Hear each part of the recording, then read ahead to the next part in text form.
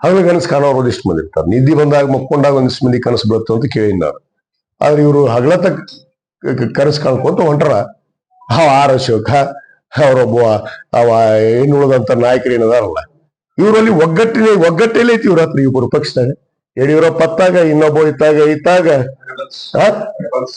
Rebels ಎಷ್ಟದಾರ ಅಲ್ಲಿ. ಅವ್ರ ಪಕ್ಷದ ತಮ್ಮ ಮನೆಯನ್ನು ನೋಡ್ಕೊಂತ ಹೇಳ್ರಿ ಮೊದ್ಲೇಕ. ಇನ್ನೊಂದ್ ಮನಿದ್ ಏನ್ ಎನ್ಸಕ್ ಬರ್ತಾರ?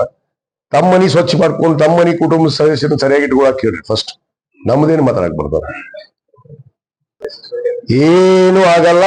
5 ವರ್ಷ ನಮ್ಮ ಸರ್ಕಾರ ಇರುತ್ತೆ, ನಮ್ಮದೇ ಮುಖ್ಯಮಂತ್ರಿಗಳಿರ್ತಾರ, ನಮ್ಮದೇ ಆಡಳಿತ ಇರುತ್ತೆ. ಮತ್ತು 28ಕ್ಕೆ ಕೂಡ ನಾವು ಅಧಿಕಾರಕ್ಕೆ ಬಂದೇ ಬರ್ತೀವಿ. ನೋಡ್ರಿ, ಅದನ್ನ ಚಿಂತನೆ ಮಾಡೋರು, ಅದನ್ನ ನಿರ್ಣಯ ಮಾಡುವಂತ ಅಧಿಕಾರ ಹಕ್ಕು ಇರೋದು ನಮ್ಮ ವರಿಷ್ಠರಿಗೆ, ಸನ್ಮಾನ್ಯ ರಾಹುಲ್ ಗಾಂಧಿ ಅವರಿಗೆ ಮತ್ತು ನಮ್ಮ ಕರ್ನಾಟಕ AICC ಅಧ್ಯಕ್ಷ ಆದಂತ ಮಲ್ಲಿಕಾರ್ಜುನ್ ಖರ್ಗೆ ಸಾಹೇಬರು, ಸೋನಿಯಾ ಮೇಡಮ್ ಅವ್ರು ಇದಾರೆ, ನಿರ್ಧಾರ ಮಾಡ. 5 ವರ್ಷ ನಮ್ಮ ಸರ್ಕಾರ 5 ವರ್ಷ ನಮ್ಮದೇ ಸೇಮ್ ಇರ್ತಾರೆ. ಯಾರು ಕೂಡ ನೋಡ್ರಿ, ನಮಗ ಒಂದು ನಿರ್ದೇಶನ ಇದೆ, ಮಾಧ್ಯಮದಲ್ಲಿ ಮಾತಾಡಬಾರ್ದು ಅಂತೇಳಿ.